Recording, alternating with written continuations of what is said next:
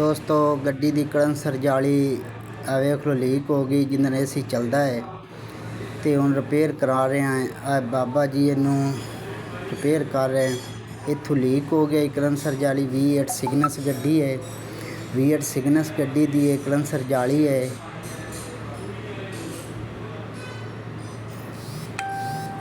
V8 Cygnus गड्डी आ उन्होंने pressure दे के तेन हुण चैक करते पे कि इत्थों टोच लवाया लीक तो नहीं।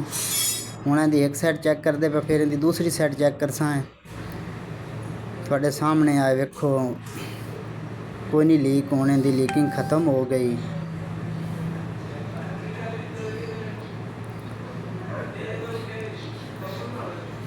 हुण इनकी पानी च रखी है, हुण इनकी पानी च रखी है दूसरी साइड तो चैक करते पे उत्ते पानी पा के चैक करते पे भी लीक तो नहीं है किसी पासों। और दूसरी साइड कोई और लीकिंग कोई नहीं है, इक्के पासों ही आई। हुण अगे नूं साफ करा रहे हैं, प्रैशर मरा के बड़ी गंदी आई। आ विच वेख लो किहड़ी विच मिट्टी फसी हुई है, या वेख लो किस तरह कलंसर जाली खराब हुई। कलंसर जाली अगर साफ होवे तो इहदे च एसी किहड़ा है तो कलंसर जाली अगर सही तरीके नाल साफ होवे तो इहदे नाल कूलिंग चंगी हुंदी एसी दी, क्योंकि इहदे च भी गैस हुंदा है। तो इनू जदों हवा क्रॉसिंग सही करदी है सुराखां दे विचों तो एसी दी किहड़ी कूलिंग है बिल्कुल सही हुंदी। तो हुण तुसीं चैक करो, इनू इस तरह वाश कराना है। वाश करा के अच्छे तरीके नाल एक साइड वाश करानी, मुड़ दी दूसरी साइड इस तरह प्रैशर ना करानी। जदों भी एसी दा कलंसर जाली दा काम कराओ तो इस तरीके नाल इनू वाश करा के अच्छे तरीके नाल 100%। जदों एसी दा काम कराओ कलंसर जाली कढ़ा के इनू इस तरह साफ कराओ। आ वेखो इस तरह साफ कराउण दा फायदा तुहाडे वास्ते बहुत ज़्यादा, क्योंकि गर्मियां दा किहड़ा सीजन है उहदे विच सही मुड़ चल जांदी, सीजन चंगा कट जांदी क्योंकि साफ हुंदी, मुड़ हवा दा क्रॉसिंग हुंदी रहिंदी ते एसी कूलिंग सही करता है। अच्छे तरीके ने वाश कराया, वाश करा के हुण इहदी फिटिंग करनी है। आ अगली साइड ते फिट हुंदी बंपर दे पिछली शीशे चा वेखो फिट हो गई। इत्थे आ नाल इहने इजाफी पक्खा लाया होया है भी इनू हवा पवे, इहदे च हवा क्रॉस करे ते कूलिंग ज़्यादा करे।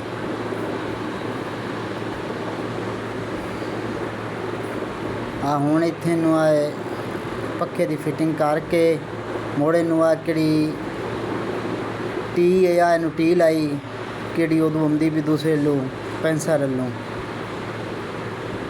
आ इत्थे हुण टी कसी गई, इहदे गैस तरीके नूं थल्ले लगनी।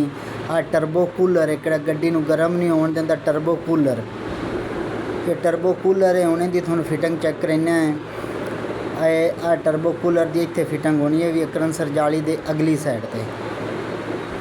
आ एक नूं पैंप उत्ते आ लगा होया ते एक नूं पैंप साइड तो लगना है। आ थल्ले किहड़ा आ एक इंदा पैंप है, आ थल्ले वाला, आ उपर वाला किहड़े आ इत्थे नूं फिट होना। एक फिटिंग हो गई इंदी टर्बो कूलर, किंदे नाल गड्डी गर्म नहीं हुंदी।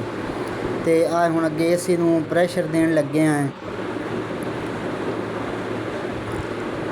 आ हुण इहदा हवा दे नूं प्रैशर देना है पैंसर नूं जदों प्रैशर देना है तो प्रैशर दे के तकरीबन घंटा डेढ़ घंटा इनू खड़िया कर छड्डना। तो आ इनू प्रैशर हुण सुई चल रही है प्रैशर दी, इनू खाली हवा दा प्रैशर दिता है। एक इन्हें कंप्रेसर रखे होया किंदे नाल प्रैशर देंदे। आ इनू 300 ती तकरीबन इनू प्रैशर देना है। प्रैशर दे के मुड़ इनू घंटे तो डेढ़ घंटे दे इनू टाइम देना है। तसल्ली नाल करके प्रैशर चैक करना भी प्रैशर कदों लीक तो नहीं। जे प्रैशर घंटे डेढ़ दे विच कदों लीक होया, थोड़ा थोड़ा भी लीक होया तो मुड़ पता लग जासी, मुड़ बंदा चैक करा के मुड़ इहदे च गैस भरिंदा है। कम से कम घंटा तो लाजमन गड्डी नूं प्रैशर दे के रखो। कई लोग करते कि उस टाइम 2 मिनट प्रैशर दिता तो हट के दोबारा गैस भरा लेंदे, गैस मुड़ दोबारा निकल जाती। भाई घंटा तो कम से कम इनू प्रैशर दे के रखना चाहिए। ਘੰਟਾ ਪੂਰਾ ਹੁਣ ਇਹਨੂੰ ਆਪਾਂ ਖਲਿਆਂ ਕਰਨਾ, ਬਲਕਿ ਡੇਢ ਘੰਟਾ ਜਾਂ ਡੇਢ ਘੰਟਾ ਇਹਨੂੰ ਖਲਿਆਂ ਕਰਨਾ ਹੈ। ਕਹਿੰਦਾ ਪ੍ਰੈਸ਼ਰ ਤਸੱਲੀ ਨਾਲ ਚੈੱਕ ਕਰਕੇ ਹੁਣ ਇਹਨੂੰ 300 ਤੇ ਪ੍ਰੈਸ਼ਰ ਇਹਦਾ ਵਗ ਗਿਆ। ਇੱਥੋਂ ਨਾਲ ਇਹਦਾ ਪ੍ਰੈਸ਼ਰ ਬੰਦ ਕਰ ਦਿੱਤਾ। ਹੁਣ ਇਹਨੂੰ ਅੱਗੇ ਚੈੱਕ ਕਰਨਾ ਕਿ ਕਿਤਨਾ ਪ੍ਰੈਸ਼ਰ ਲੀਕ ਹੁੰਦਾ ਹੈ ਜਾਂ ਨਹੀਂ ਹੁੰਦਾ। ਹੁਣ ਇਹਨੂੰ ਘੱਟ ਤੋਂ ਘੱਟ ਇਹਨੂੰ ਹੁਣ ਘੰਟਾ ਨੂੰ ਚੈੱਕ ਕਰਨਾ। ਹੁਣ ਪਾਣੀ ਦੇ ਛੱਡ ਕੇ ਸਰਫ ਵਾਲਾ ਪਾਣੀ ਛੱਡ ਕੇ ਚੈੱਕ ਕਰਦੇ ਪੈਣ ਵੀ ਕਦੋਂ ਇਹਦਾ ਜੋੜ ਜਾਂ ਟੀਕ ਕਦੋਂ ਲੀਕ ਤਾਂ ਨਹੀਂ ਹੈ। ਆਹ ਵੇਖ ਲਓ ਪ੍ਰੈਸ਼ਰ ਇਹਨੂੰ ਦਿੱਤਾ ਹੋਇਆ 300 ਤੇ। ਜਦੋਂ ਵੀ ਗੱਡੀ ਵੀਟ ਸਿਗਨਸ ਦਾ ਕੰਮ ਕਰਾਓ ਤੇ ਰਿਸਕੀ ਕੰਮ ਨਹੀਂ ਹੁੰਦਾ, ਤਸੱਲੀ ਨਾਲ ਕਰਾ ਲਓ। ਆ ਹੁਣ ਇਹਦਾ ਪ੍ਰੈਸ਼ਰ ਡੇਢ ਘੰਟੇ ਬਾਅਦ ਤਕਰੀਬਨ ਅਸੀਂ ਕੱਢਿਆ ਤੇ ਹੁਣ ਇਹਨੂੰ ਲਾਣਾ ਬੈਕਅਪ ਤੇ। ਹੁਣ ਇਹਦਾ ਬੈਕਅਪ ਕਰਨਾ ਹੈ। ਕਿਹੜਾ ਉਹ ਪੀਲਾ ਪੈਂਪ ਹੈ ਉਹ ਲਾ ਕੇ ਨੀਲੀ ਸਾਈਡ ਲੈ ਲਾਣਾ ਹੈ ਤੇ ਇਹਦੇ ਵਿੱਚ ਕਿਹੜਾ ਪ੍ਰੈਸ਼ਰ ਦਿੱਤਾ, ਕਿਹੜੀ ਪੈਂਪਾਂ ਦੇ ਵਿੱਚ ਹਵਾ ਹੈ ਉਹ ਵਿੱਚੋਂ ਕੱਢਣੀ ਬਾਹਰ। ਉਸ ਤੋਂ ਬਾਅਦ ਮੋੜ ਇਹਦੇ ਵਿੱਚ ਗੈਸ ਭਰਨੀ। ਹੁਣ ਅੱਛੇ ਤਰੀਕੇ ਨਾਲ ਇਹਦਾ ਹਵਾ ਨਿਕਲ ਜਾਸੀ। ਹੁਣ ਆ ਵੇਖ ਲਓ ਪਰਲੀ ਸਾਈਡ ਨੂੰ ਪੈਂਪ ਉਹ ਪੀਲਾ ਖੋਲ ਕੇ ਇਧਰਲੀ ਸਾਈਡ ਲਾ ਦਿੱਤਾ।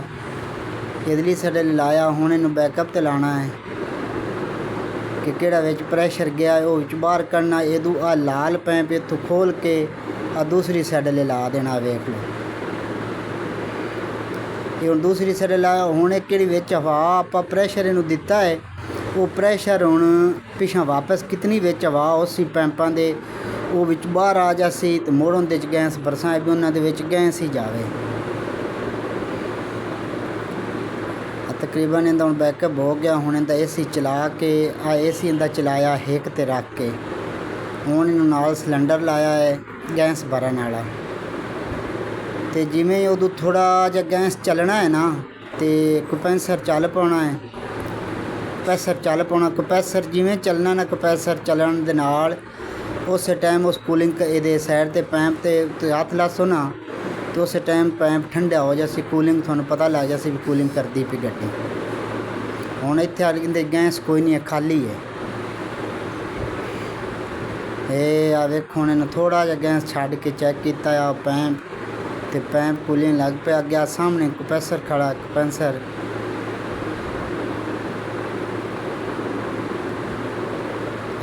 ਹੁਣ ਇਹਦੇ ਗੈਸ ਜਾਣਾ ਸ਼ੁਰੂ। ਹੁਣ ਇਹਦੀ ਕੂਲਿੰਗ ਆਪਾਂ ਚੈੱਕ ਕਰਦੇ ਪਿਆ ਕਿ ਕੰਪੈਸਰ ਚੱਲਦਾ ਪਿਆ ਹੈ।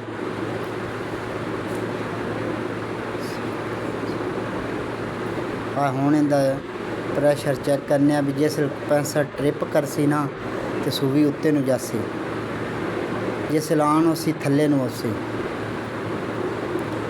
ਹੁਣ ਟ੍ਰਿਪ ਕਰ ਗਿਆ, ਚਲਦਾ ਟ੍ਰਿਪ ਹੋਇਆ ਤਾਂ ਵੇਲੋ ਸੂਵੀ ਉੱਤੇ ਨੂੰ ਜਾ ਰਹੀ। ਹੁਣ ਉਹਨੇ ਦੁਬਾਰਾ ਕੰਪੈਸਰ ਚੱਲਿਆ ਹੈ ਤੇ ਸੂਵੀ ਥੱਲੇ ਨੂੰ ਆ ਰਹੀ। ਇਹ ਕੰਮ ਲਾਜ਼ਮੀ ਚੈੱਕ ਕਰਨਾ। ਇਹ ਕੰਮ ਚੈੱਕ ਕਰਕੇ ਮੁੜ ਗੱਡੀ ਦੀ ਕੂਲਿੰਗ ਚੈੱਕ ਕਰਨੀ। ਪੈਂਪ ਤੋਂ ਹੱਥ ਲਾ ਕੇ ਵੇਖ ਲਓ। ਇਹ ਤਾਂ ਕੰਪੈਸਰ ਚੱਲਣ ਦਾ ਤੇ ਬੰਦ ਹੋਣ ਦਾ ਇਸ਼ਾਰਾ ਦੇ ਰਿਹਾ ਵੀ ਇੱਥੇ ਕੰਪੈਸਰ ਚੱਲ ਰਿਹਾ ਤੇ ਇੱਥੇ ਬੰਦ ਹੋ ਰਿਹਾ। ਇੱਥੇ ਹੁਣ ਬੰਦ ਹੋਇਆ ਹੈ, ਇੱਥੋਂ ਕੰਪੈਸਰ ਚੱਲਿਆ ਹੈ। ਜਿਵੇਂ ਟ੍ਰਿਪ ਉਸ ਹੋਣਾ ਹੈ ਆ ਵੇਖੋ। ਹੁਣ ਅੱਗੇ ਇੱਥੇ ਆ ਗਿਆ। ਆਪਾਂ ਇੱਥੇ ਹੱਥ ਲਾਇਆ ਪੈਂਪ ਤੇ। ਆ ਦੂਸਰੇ ਪੈਂਪ ਤੇ ਨਹੀਂ ਹੱਥ ਲਾਣਾ ਤੇ ਆ ਕਿਹੜਾ ਉੱਪਰ ਪੈਂਪ ਕਿੰਦੇ ਨਾਲ ਗੈਸ ਕਿੰਦੇ ਜਾ ਰਹੀ ਹੈ ਇਸ ਪੈਂਪ ਨੂੰ ਚੈੱਕ ਕਰਨਾ। ਇੱਥੇ ਹੱਥ ਲਾ ਕੇ ਤੁਸੀਂ ਚੈੱਕ ਕਰ ਸੋ ਤੇ ਠੰਡਾ ਹੋ ਸੀ। ਓਕੇ, ਅੱਲਾ ਹਾਫਿਜ਼।